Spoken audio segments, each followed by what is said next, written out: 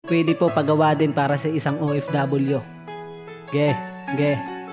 Hindi lang to para sa isa, kundi para sa lahat.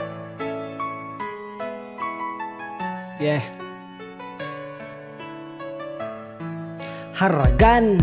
Isa ako sa Pilipino na piniling manayuhan dito sa ibang bansa para lamang matulungan ng aking mga pamilya kahit na medyo mahirap. Bawal dito ang mapagod, kailangan magsumika. Para sa aking pamilya ay kailangan magtiis. Sinantabi ko ang lungkot at ang aking pagkamis. Bawat pawis ko bayad para to sa kanila.